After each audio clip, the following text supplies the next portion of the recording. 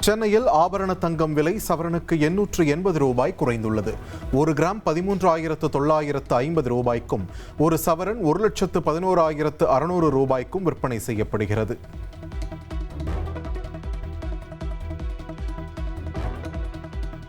சென்னையின் பல்வேறு இடங்களில் மாலையில் சூறைக்காற்றுடன் திடீர் கனமழை. அண்ணா நகர், அம்பத்தூர், கோயம்பேடு, கொளத்தூர் உள்ளிட்ட பல்வேறு இடங்களில் கனமழை பெய்தது.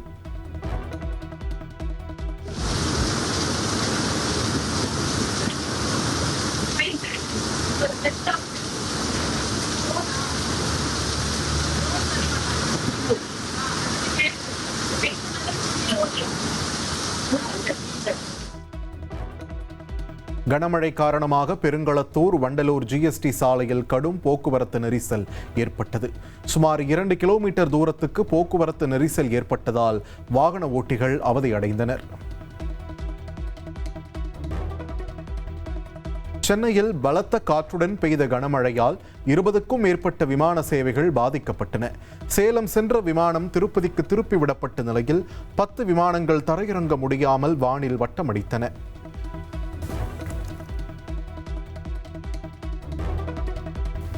நீலகிரி, கோவை, ஈரோடு, திருப்பூர், தேனி, திண்டுக்கல், மதுரை, சிவகங்கை, புதுக்கோட்டை, தஞ்சை, திருவாரூர், நாகப்பட்டினம், மயிலாடுதுறை உள்ளிட்ட மாவட்டங்களில் நாளை கனமழைக்கு வாய்ப்பு. கரூர், திருச்சி, அரியலூர், பெரம்பலூர், கடலூர், கள்ளக்குறிச்சி, விழுப்புரம், திருவண்ணாமலை, வேலூர், திருப்பத்தூர், கிருஷ்ணகிரி, தருமபுரி, சேலம், நாமக்கல் ஆகிய மாவட்டங்களிலும் கனமழை பெய்யக்கூடும் என வானிலை ஆய்வு மையம் தெரிவித்துள்ளது.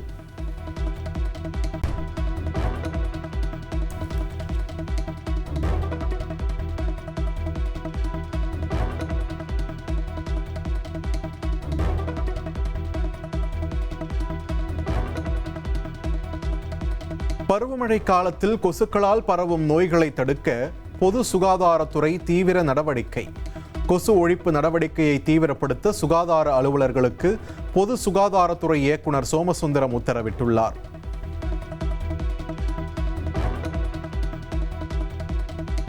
நீட் மறுதேர்வு ஆயத்த பணிகள் குறித்து மத்திய கல்வி அமைச்சர் தர்மேந்திர பிரதான் தலைமையில் உயர்நிலை ஆலோசனை கூட்டம் நடைபெற்றது. தேர்வு முறையில் வெளிப்படைத்தன்மையை கடைபிடிக்க அதிகாரிகளுக்கு தர்மேந்திர பிரதான் அறிவுறுத்தியுள்ளார்.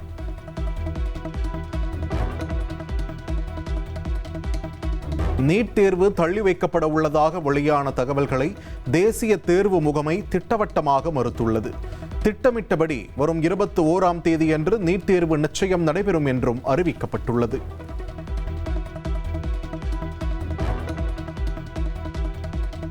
நீட் மறுதேர்வை ஒட்டி வரும் ஞாயிற்றுக்கிழமை அன்று சென்னையில் வார நாட்கள் அட்டவணைப்படி புறநகர் ரயில்கள் இயக்கப்படும்.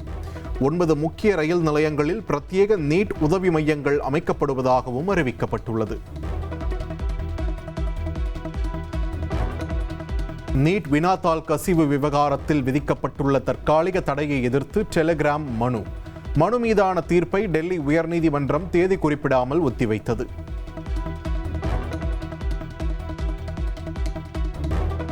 டெல்லி உயர்நீதிமன்றத்தில் டெலிகிராமுக்கு எதிராக மத்திய அரசு கடுமையான வாதங்களை முன்வைத்தது. டெலிகிராம் செயலி சைபர் கிரிமினல்கள் பயன்படுத்தும் கூடாரமாகி உள்ளதாக மத்திய அரசு விமர்சித்துள்ளது. தமிழகம் முழுவதும் ஆர்டிஓ அலுவலகங்களில் நடந்த லஞ்ச ஒழிப்புத்துறை சோதனையில் 37.81 லட்சம் ரூபாய் பறிமுதல். சந்தேகத்திற்குரிய வகையில் 5.95 லட்சம் ரூபாய் ஆன்லைன் பரிவர்த்தனைகள் நடைபெற்றுள்ளதும் கண்டுபிடிப்பு.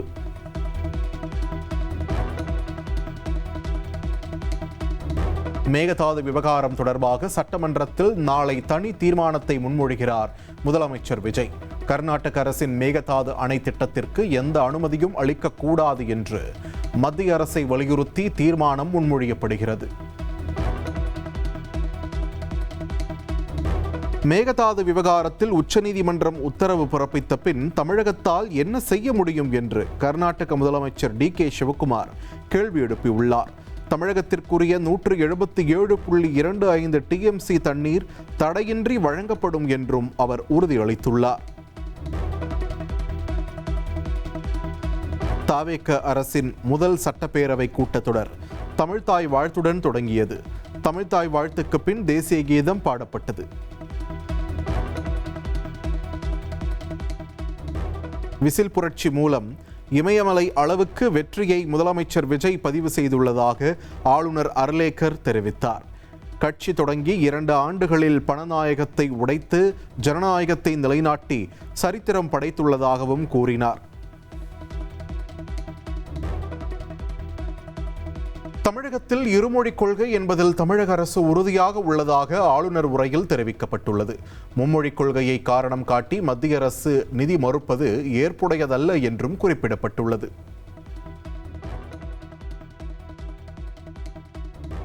தமிழ்நாட்டிற்கான நிதி பகிர்வில் மத்திய அரசு காட்டும் பாரபட்சமான அணுகுமுறை விரைவில் அதிகாரப்பூர்வ அறிக்கையாக வெளியிடப்படும். மாநில உரிமைகள் மற்றும் நிதி ஒதுக்கீட்டில் நிலவும் சிக்கல்களை மக்களுக்கு தெரிவிக்கும் வகையில் ஆளுநர் உரையில் தெரிவிக்கப்பட்டுள்ளது.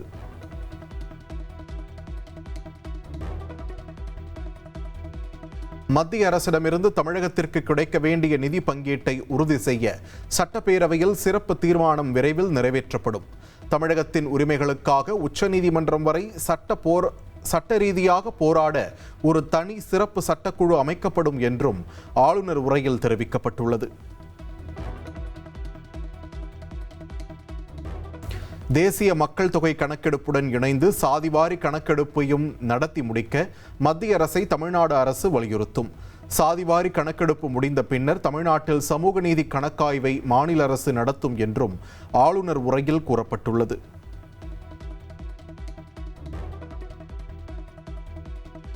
கர்நாடகாவில் மேகதாது அணை கட்டும் திட்டத்திற்கு தமிழக அரசு கடும் எதிர்ப்பு தெரிவிக்கும் என்றும் அதற்கான சட்ட நடவடிக்கை தொடரும் என்றும் ஆளுநர் உரையில் கூறப்பட்டுள்ளது. தமிழகத்திற்கு உரிய காவிரி நீரை விரைந்து விடுவிக்க வேண்டும் என்றும் உரையில் வலியுறுத்தப்பட்டுள்ளது.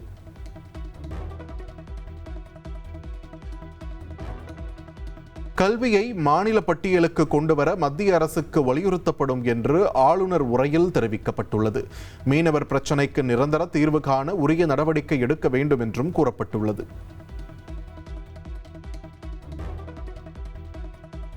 கோவில்களின் நிர்வாகத்தை மேம்படுத்தும் வகையில் இந்து சமய அறநிலையத்துறையில் புதிய கட்டமைப்பு சீர்திருத்தங்கள் மேற்கொள்ளப்படும் என்று தெரிவிக்கப்பட்டுள்ளது. கோவில் சொத்துகள் மற்றும் வருவாய்கள் அனைத்தும் கணினிமயமாக்கப்பட்டு அதன் புனித நோக்கங்களுக்காக மட்டுமே பயன்படுத்தப்படுவது முழுமையாக உறுதி செய்யப்படும் என்றும் உரையில் கூறப்பட்டுள்ளது. 2022ஆம் ஆண்டிற்கு பிறகு ஆளுநர் தன் உரையை முழுமையாக வாசித்துள்ளார். ஆளுநரின் 37 நிமிட உரையில் தாவேக அரசின் கொள்கை முடிவுகள் இடம்பெற்றுள்ளன.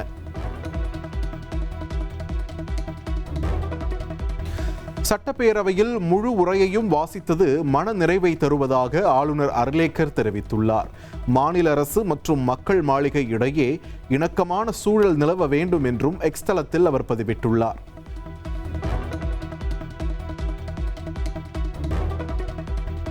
மொத்தமுள்ள 42 எம்எல்ஏக்களில் 27 அதிமுக சட்டமன்ற உறுப்பினர்கள் மட்டுமே அவை நடவடிக்கையில் பங்கேற்றனர். சி.வி. சண்முகம் உள்ளிட்ட 15 பேர் கூட்டத்தொடரில் பங்கேற்கவில்லை.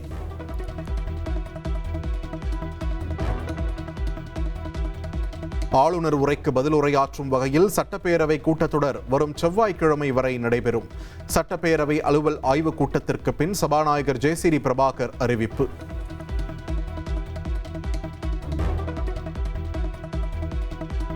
இந்தியா மற்றும் ஐரோப்பாவுக்கு 2026 சிறந்த ஆண்டு என்று பிரதமர் மோடி தெரிவித்துள்ளார். பிரான்ஸ் ஸ்டார்ட் அப் உச்சி மாநாட்டில் பேசிய பிரதமர் வரலாற்று சிறப்புமிக்க வர்த்தக ஒப்பந்தத்தை நிறைவு செய்துள்ளதாகவும் கூறியுள்ளார். பிரான்சில் நடைபெற்ற G7 உச்சி மாநாட்டில் பங்கேற்ற தென்கொரிய அதிபர் லீ ஜே மியோங்கிற்கு அமெரிக்க அதிபர் டொனால்ட் ட்ரம்பை தனது பேனாவை பரிசளித்துள்ளார். மேலும் தென்கொரிய அதிபர் மற்றும் அவரது மனைவியுடன் இணைந்து விரைவில் கோல்ஃப் விளையாட விரும்புவதாகவும் ட்ரம்ப் தெரிவித்துள்ளார். ராஜ்குமார் பெரியசாமி இயக்கத்தில் தனுஷ் நடிக்கும் திரைப்படத்திற்கு ஓம் என்று பெயரிடப்பட்டுள்ளது. மம்முட்டி, சாய் பல்லவி, ஸ்ரீலீலா உள்ளிட்டோரும் இணைந்துள்ள இந்த திரைப்படம் அக்டோபர் 16ஆம் தேதி திரையரங்குகளில் வெளியாகும் என்று அறிவிக்கப்பட்டுள்ளது. மும்பை அகமதாபாத் இடையே நாட்டின் முதல் புல்லட் ரயில் அடுத்த ஆண்டு பயன்பாட்டிற்கு வரும் என்று மத்திய இணையமைச்சர் எல் முருகன் தெரிவித்துள்ளார். சென்னை, பெங்களூரு, சென்னை, ஹைதராபாத் வழித்தடங்களில் அதிவேக ரயில் திட்டம் செயல்படுத்தப்படுவதாகவும் அவர் கூறியுள்ளார். சென்னைக்கும் பெங்களூருக்கும் உள்ள ட்ரெயின், சென்னைக்கும் ஹைதராபாத்துக்கும் உள்ள ட்ரெயின், ஹைதராபாத்துக்கும் பெங்களூருக்கும் உள்ள ட்ரெயின், புல்லட் ட்ரெயின்லாம் ஒரு காலத்தில் கனவுல சினிமாவில் யாராவது வெளிநாடு போயிட்டு தான் சொல்லுவாங்க. இதுக்கு நம்மளுடைய புல்லட் ட்ரெயின், முதல் புல்லட் ட்ரெயின் சென்னை மும்பைக்கும் அகமதாபாத்துக்கு இடையில வேலை நடந்து கொண்டது. அடுத்த வருஷம் அதுக்கான பணிகளை தொடங்கிடுவோம். நம்ம பணிகள்னா பயன்பாட்டுக்கு நமக்கு வர இருக்கிறார். பரந்தூர் விமான நிலையம் வரக்கூடாது என்கிற நிலைப்பாட்டில் உறுதியாக இருப்பதாக அமைச்சர் நிர்மல்குமார் தெரிவித்துள்ளார். மாற்று இடம் குறித்து ஆய்வு செய்து வருவதாகவும் அவர் விளக்கமளித்துள்ளார். இல்லை, பரந்தூர் விவகாரம் நாங்கள் ஏற்கனவே முதல்வருடைய முதல் போராட்டம் பரந்தூர்லேருந்து துவங்கப்பட்டுச்சு. கண்டிப்பாக மாற்று இடமா இல்லை என்னன்னு சொல்லிட்டு கண்டிப்பாக இதெல்லாம் ஆய்வு செய்துவிட்டு முதல்வருடைய ஒப்புதல் பேரில் அது என்ன தேவையோ அது அறிவிக்கப்படும். பட் இது முதல்வருடைய முதல் போராட்டம் அங்கிருந்து தான் கள போராட்டம் அங்கிருந்து தான் துவங்குச்சு. அதற்கு அந்த ஸ்டாண்டு கண்டிப்பாக உறுதியாக இருப்போம். பட் நம்ம வளர்ச்சிக்கு எதிராகவும் இல்லை, எங்கேயுமே ஏர்போர்ட்டுக்கு எதிராகவோ இல்லை வளர்ச்சிக்கு எதிராக இல்லை. பட் தேவையில்லாமல் நீர்நிலைகளை மூடி அங்கே 3 போகங்கள் விளையக்கூடிய ஒரு விளைநிலங்களை அழித்து நாம் ஒரு வளர்ச்சியை செய்ய வேண்டியது. ஆல்டர்னேட்டிவ் இடம் ஃபிக்ஸ் பண்ணலாம் என்னன்னு சொல்லிட்டு வல்லுநரும் ஆய்வு செய்து அதிகாரிகளும் ஆய்வு செய்து நம்ம முடிவெடுப்போம். தாங்களும் திமுக போல்தான் மாநில உரிமைகள் குறித்து பேசுகிறோம் என்று அமைச்சர் அருண்ராஜ் தெரிவித்துள்ளார். பாஜகவின் பி டீமாக திமுக செயல்படுவதாகவும் அவர் விமர்சித்துள்ளார். இப்போ ஒருத்தர் கூட சொன்னாங்க, இதை பார்த்தா திமுகவோட கொள்கை மாதிரி காப்பீடிச்ச மாதிரி இருக்கு. நாங்களும் அதே கொள்கையோட தான் இருக்கோம். அதே மாநில உரிமை பேசுகிறோம், அதே சமூக நீதி பேசுகிறோம், அதே ஒன்றிய அரசு மதசார்பற்ற சமூக நீதி நாங்கள் எங்களால் எப்படி இந்த சுமூகமாக இந்த நிகழ்வை நடத்த முடிஞ்சது. முதல்ல தமிழ்தாய் வாழ்த்தை நாங்கள் எப்படி எந்த பிரச்சனையும் இல்லாமல் நாங்கள் எப்படி கொண்டு போனோம், ஏன் அவங்க பண்ணல.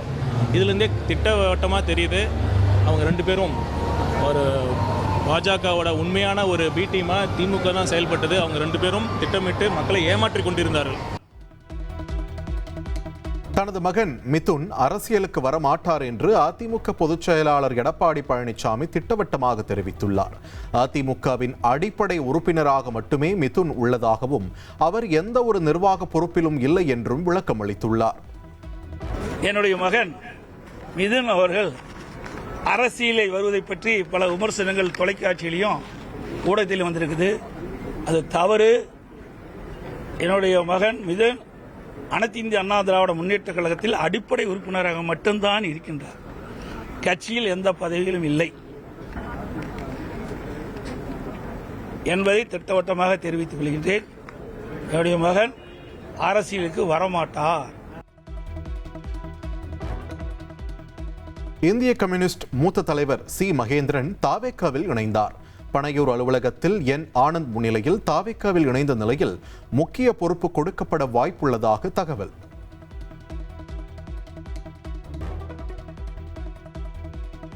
நெல்லை மாவட்டம் அம்பாசமுத்திரம் சட்டமன்ற தொகுதி இடைத்தேர்தலுக்கான பணிகள் விறுவிறுப்படைந்துள்ளன.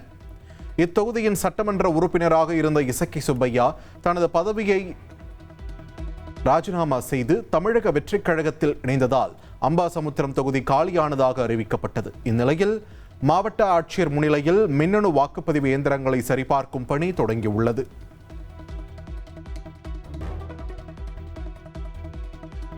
சென்னை அரும்பாக்கம் மெட்ரோ நிலையம் அருகே மின்கம்பத்தில் திடீர் தீ விபத்து ஏற்பட்டதால் போக்குவரத்து பாதிக்கப்பட்டது. தீ வேகமாக பரவி அருகில் இருந்த மெட்ரோ தூண்கள் வரை சென்ற நிலையில் பொதுமக்கள் மற்றும் வாகன ஓட்டிகள் இணைந்து தீயை கட்டுக்குள் கொண்டு வந்தனர்.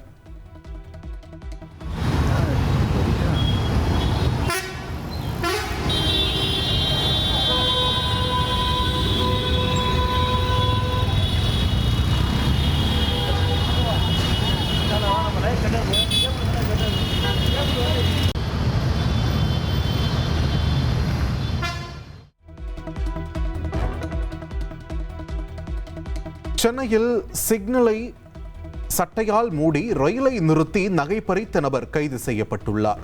காட்டாங்குளத்தூர் பொத்தேரி இடையே நெல்லை எக்ஸ்பிரஸ் ரயிலை நிறுத்தி பெண் பயணியிடம் நகை பறித்த நிலையில் கைது.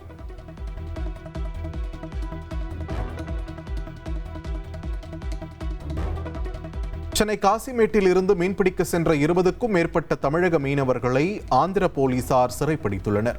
ஆந்திர கடற்பகுதியில் பிற மாநில மீனவர்கள் மீன்பிடித்தால் நடவடிக்கை எடுக்கப்படும் என்று அம்மாநில முதல்வர் சந்திரபாபு நாயுடு எச்சரித்திருந்த நிலையில் தற்போதைய நடவடிக்கை காசிமேடு பகுதியில் பெரும் பரபரப்பை ஏற்படுத்தியுள்ளது.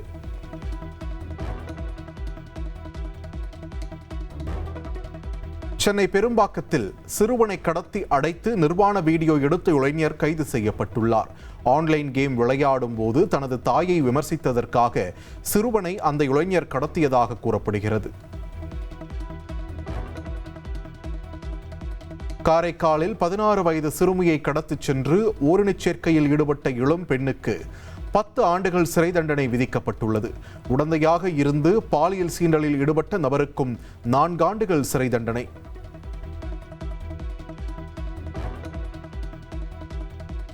புதுக்கோட்டை மாவட்டம் விராலிமலை அரசு ஆண்கள் மேல்நிலைப் பள்ளியில் காலை 8:50 மணி ஆகியும் நுழைவாயில் கதவு திறக்கப்படாததால் மாணவர்கள் கல்லால் பூட்டை உடைத்துக் கொண்டு உள்ளே சென்றனர். காவலாளி இல்லாததால் தலைமை ஆசிரியரே பள்ளியை பூட்டி திறக்கும் நிலை உள்ளதாக கூறப்படுகிறது. இன்று காலை 40 நிமிடங்களுக்கும் மேலாக வாசலில் காத்திருந்ததால் பொறுமையிழந்த மாணவர்கள் பூட்டை உடைத்து பள்ளிக்குள் நுழைந்தனர்.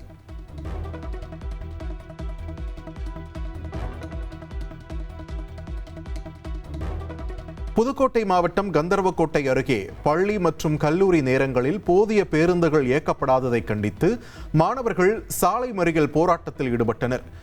குளத்தூர் நாய்க்கூர்பட்டி கிராமத்தில் இருந்து புதுக்கோட்டை மற்றும் தஞ்சாவூரில் உள்ள பள்ளிகளுக்கு செல்ல போதிய பேருந்துகள் இல்லை என்று மாணவர்கள் வருத்தம் தெரிவித்துள்ளனர்.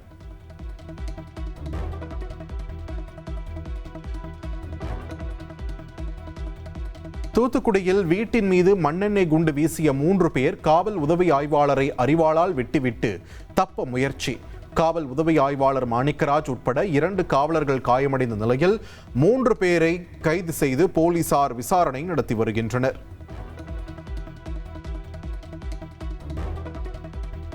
அறந்தாங்கி வழியாக சென்னை எழும்பூர் செங்கோட்டை இடையே சிறப்பு விரைவு ரயிலை இயக்க ரயில்வே நிர்வாகம் அறிவித்துள்ளது. இதன்படி ஜூன் 19, 20, 26 மற்றும் 27 ஆகிய தேதிகளில் இயக்கப்படும் என்றும் செங்கோட்டை தாம்பரம் சிறப்பு விரைவு ரயில் ஜூன் 20, 21, 27 மற்றும் 28 ஆகிய தேதிகளில் இயக்கப்படும் என்றும் தெரிவிக்கப்பட்டுள்ளது. புதுக்கோட்டை மாவட்டம் ஆலங்குடி அருகே பிறந்து 56 நாட்களே ஆன குழந்தையை தூங்க வைக்க மின்விசிறி போட்ட தந்தை மின்சாரம் தாக்கி பரிதாபமாக உயிரிழந்தார். அரையப்பட்டி கிராமத்தைச் சேர்ந்த 35 வயது லோகநாதன் மேசை மின்விசிறியின் சொருகியை பொருத்த முயன்றபோது மின்சாரம் பாய்ந்து சம்பவ இடத்திலேயே உயிரிழந்தார். இச்சம்பவம் குறித்து ஆலங்குடி காவல்துறையினர் வழக்கு பதிவு செய்து விசாரித்து வருகின்றனர்.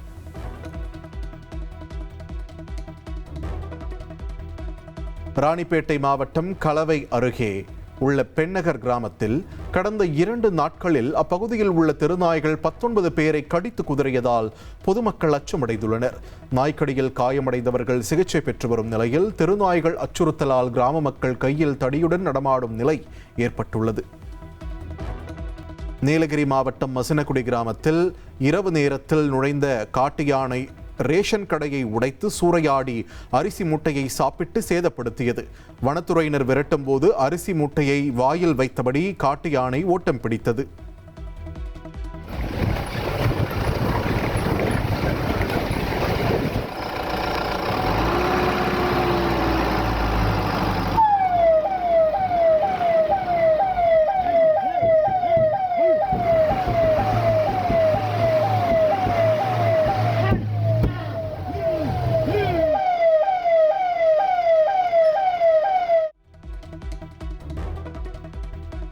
கள்ளக்குறிச்சி மாவட்டம் கல்வராயன் மலையில் பெய்து வரும் கனமழையால் பெரியார் நீர்வீழ்ச்சியில் வெள்ளப்பெருக்கு ஏற்பட்டுள்ளது. பாதுகாப்பு கருதி சுற்றுலா பயணிகள் குளிக்க வனத்துறையினர் அதிரடி தடை விதித்துள்ளனர். மேலும் மொழிப்பட்டு உள்ளிட்ட சில கிராமங்களில் முட்டி அளவிற்கு தண்ணீர் தேங்கியுள்ளது.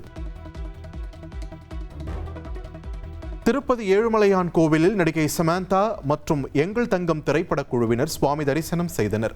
கோவிலுக்கு வெளியே வந்த நடிகை சமந்தாவை திரளான ரசிகர்கள் சூழ்ந்து கொண்டு மிகுந்த உற்சாகத்துடன் செல்ஃபி எடுத்துக் கொண்டனர்.